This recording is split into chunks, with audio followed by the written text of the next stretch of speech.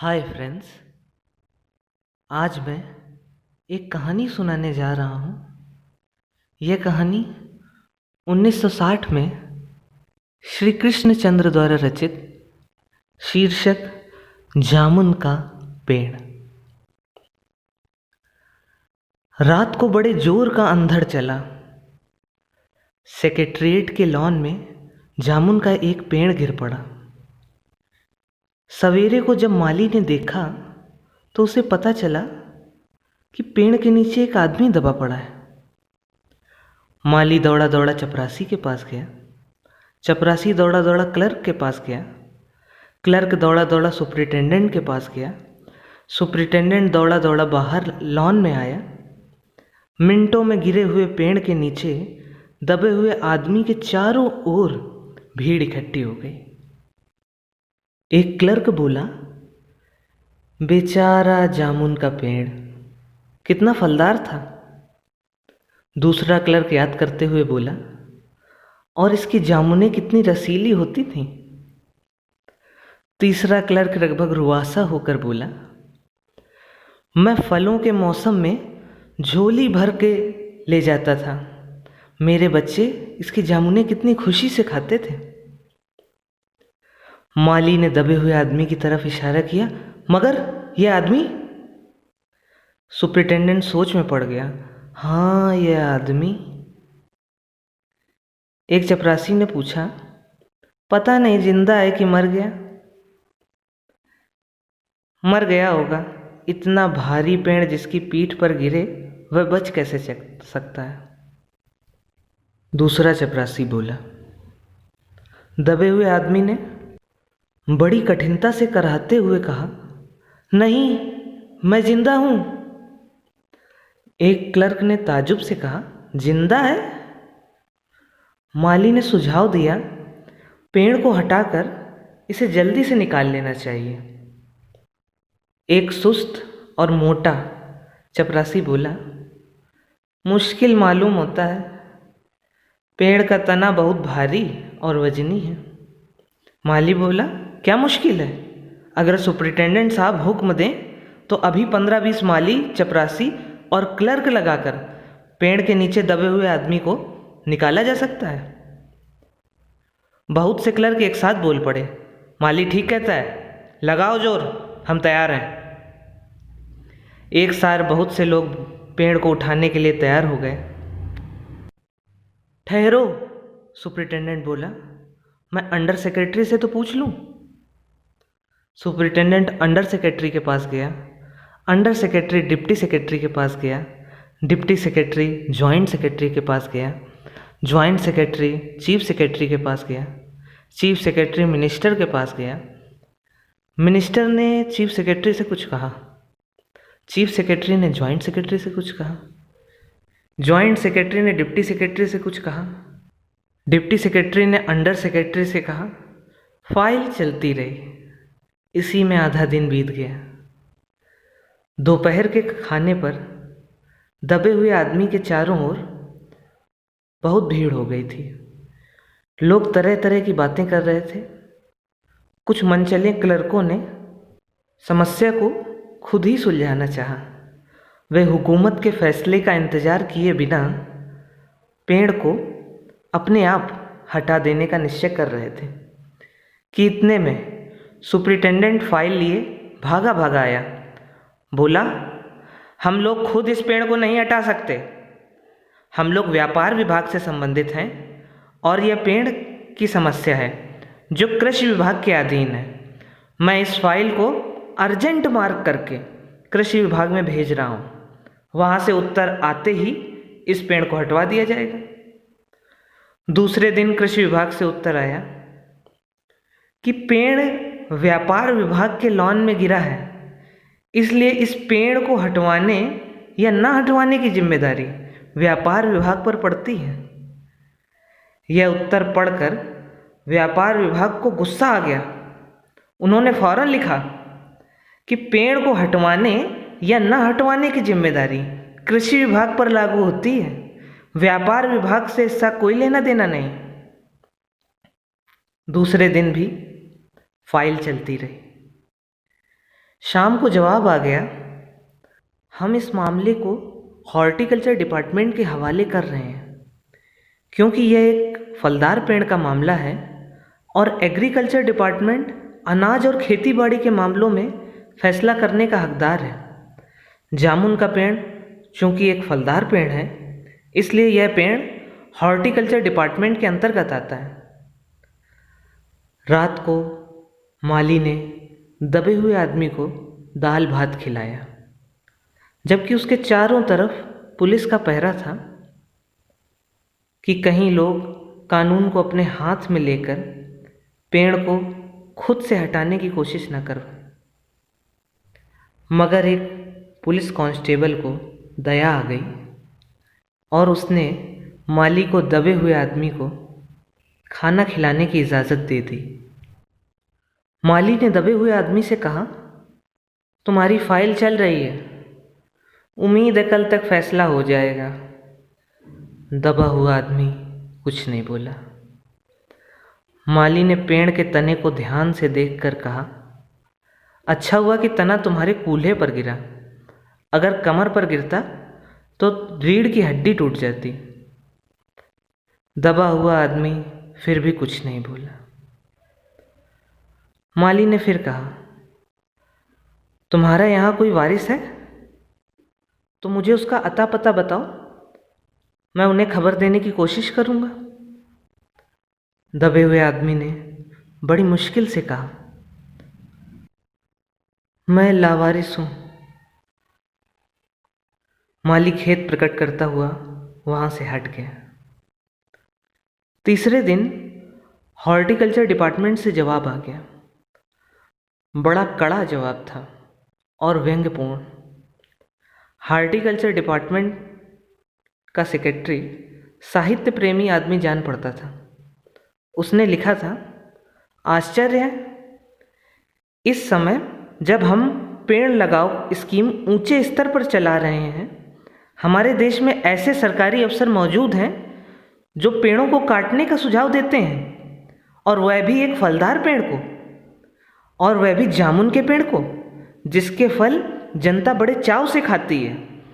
हमारा विभाग किसी हालत में इस फलदार वृक्ष को काटने की इजाज़त नहीं दे सकता। इस पर एक मनचले ने कहा, अब क्या किया जाए? अगर पेड़ काटा नहीं जा सकता तो इस आदमी को ही काट कर निकाल लिया जाए। उस आदमी ने इशारे से बताया, यह देखिए, अगर इस आदमी को ठीक बीच से यानी धड़ से काटा जाए तो आधा आदमी इधर से निकल आएगा, आधा आदमी उधर से बाहर आ जाएगा और पेड़ वहीं का वहीं रहेगा। मगर इस तरह तो मैं मर जाऊंगा, दबे हुए आदमी ने आपत्ति प्रकट करते हुए कहा।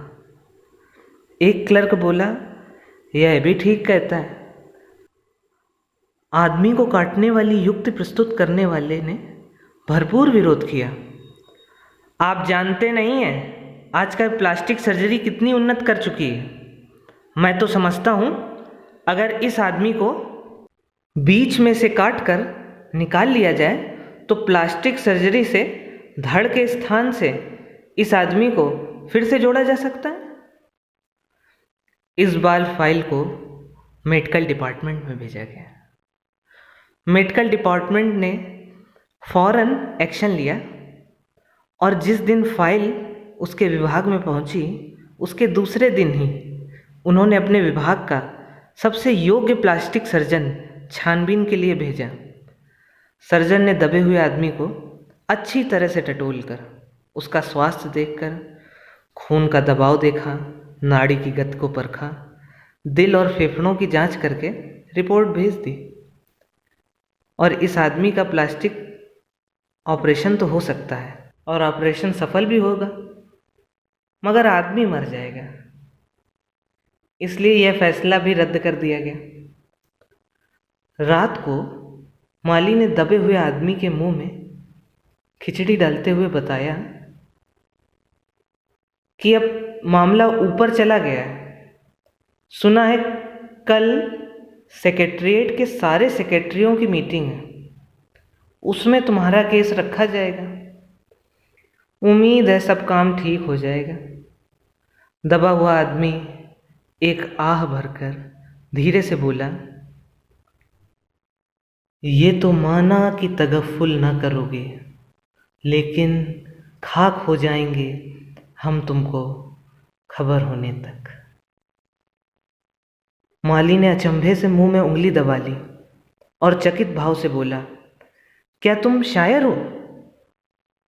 दबे हुए आदमी ने धीरे से सिर हिला दिया। दूसरे दिन माली ने चपरासी को बताया, चपरासी ने क्लर्क को, क्लर्क ने हेड क्लर्क को। थोड़ी ही देर में सेक्रेटरीट में यह अफवाह फैल गई कि दबा हुआ आदमी शायर है। फाइल कल्चरल डिपार्टमेंट के अनेक विभागों से गुजरती हुई साहित्य अकादमी के सेक्रेटरी के पास पहुंची। बेचारा सेक्रेटरी उसी समय अपनी गाड़ी में सवार होकर सेक्रेटरीट पहुंचा और दबे हुए आदमी से इंटरव्यू लेने लगा।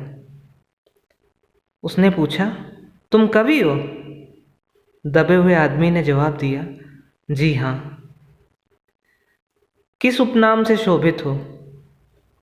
ओस। ओस? सेक्रेटरी जोर से चीखा, क्या तुम वही ओस हो जिसका गद्य संग्रह ओस के फूल अभी हाल ही में प्रकाशित हुआ है? दबे हुए कवि ने हुंकार में सिर हिलाया। क्या तुम हमारी अकादमी के मेंबर हो? सेक्रेटरी ने पूछा। नहीं। सेक्रेटरी जोर से चीखा, आश्चर्य, इतना बड़ा कवि, ओस के फूल का लेखक और हमारी अकादमी का मेंबर नहीं? उफ, कैसी भूल हो गई हमसे। कितना बड़ा कवि और कैसी गुमनामी के अंधेरे में दबा पड़ा है।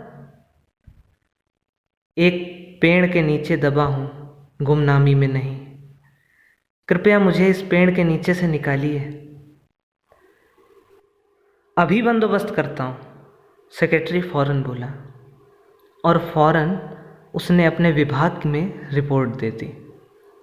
दूसरे दिन सेक्रेटरी भागा भागा कवि के पास आया और बोला, मुबारक हो, मिठाई खिलाओ। हमारी साहित्य अकादमी ने तुम्हें अपनी केंद्रीय शाखा का मेंबर चुन लिया है। यह लो चुनाव पत्र। मगर मुझे इस पेड़ के नीचे से तो निकालो, दबे हुए आदमी ने कराह कर कहा। उसकी सांस बड़ी मुश्किल से चल रही थी और उसकी आंखों से मालूम होता था कि वह घोर पीड़ा और दुख में पड़ा है। यह हम नहीं कर सकते, सेक्रेटरी ने कहा, और हम जो कर सकते थे वह हमने कर दिया है। बल्कि हम तो यह भी कर सकते हैं कि अगर तुम मर जाओ तो तुम्हारी बीवी को वजीफा भी दे सकते हैं। कवि रुक रुक कर बोला, मैं अभी जीवित हूँ, मुझे जिंदा रखो। मुसीबत यह है, सरकारी साहित्य अकादमी का सेक्रेटरी हाथ मलते हुए बोला, हमारा विभाग सिर्फ कल्चरल से संबंधित है। पेड़ काटने का मामला कलम दवात से नहीं, आरी कुल्हाड़ी से संबंधित है। उसके लिए हमने फॉरेस्ट डिपार्टमेंट को लिख दिया है और अर्जेंट लिखा है। शाम को माली ने आकर दबे हुए आदमी को बताया, कल फॉरेस्ट डिपार्टमेंट के आदमी आकर इस पेड़ को काट देंगे और तुम्हारी जान बच जाएगी। माली बहुत खुश था। दबे हुए आदमी का स्वास्थ्य जवाब दे रहा था, मगर वह किसी न किसी तरह अपने जीवन के लिए लड़े जा रहा था। कल सवेरे तक किसी न किसी तरह उसे जीवित रहना था। दूसरे दिन जब फॉरेस्ट डिपार्टमेंट के आदमी आरी कुल्हाड़ी लेकर पहुँचे तो उसे पेड़ काटने से रोक दिया गया। मालूम हुआ कि विदेश विभाग से हुक्म आया था कि इस पेड़ को ना काटा जाए। कारण यह था कि इस पेड़ को 10 साल पहले पिटोनिया राज्य के प्रधानमंत्री सेक्रेटरीट के लॉन में लगाया था। अब अगर यह पेड़ काटा गया तो इस बात का काफ़ी अंदेशा था कि पिटोनिया सरकार से हमारे रिश्ते सदा के लिए बिगड़ जाएंगे। एक क्लर्क चिल्लाया, मगर एक आदमी की जान का सवाल है। दूसरे क्लर्क ने पहले क्लर्क को समझाया, दूसरी ओर दो राज्यों के संबंधों का सवाल है, और यह भी तो समझो कि पिटोनिया सरकार हमारे राज्य को कितनी सहायता देती है। क्या हम उनकी मित्रता की खातिर एक आदमी के जीवन का भी बलिदान नहीं कर सकते? कवि को मर जाना चाहिए, निसंदेह, अंडर सेक्रेटरी सुपरिटेंडेंट को बताया। आज सवेरे प्रधानमंत्री दौरे से वापस आ जाएंगे। आज 4 बजे विदेश विभाग इस पेड़ की फाइल को उनके सामने पेश करेगा। जो वे फैसला देंगे वही सबको स्वीकार होगा। शाम के 5 बजे स्वयं सुपरिटेंडेंट कवि की फाइल लेकर उसके पास आया। सुनते हो? आते ही खुशी से फाइल को हिलाते हुए चिल्लाया, प्रधानमंत्री ने इस पेड़ को काटने का हुक्म दे दिया है और इस घटना की सारी अंतर्राष्ट्रीय जिम्मेदारी अपने सिर ले ली है। कल यह पेड़ काट दिया जाएगा और तुम संकट से छुटकारा हासिल कर लोगे। सुनते हो? आज तुम्हारी फाइल पूर्ण हो गई। मगर कवि का हाथ ठंडा था। आँखों की पुतलियाँ निर्जीव और चींटियों की एक लंबी पात उसके मुंह में जा रही थी। उसके जीवन की फाइल भी पूर्ण हो चुकी थी।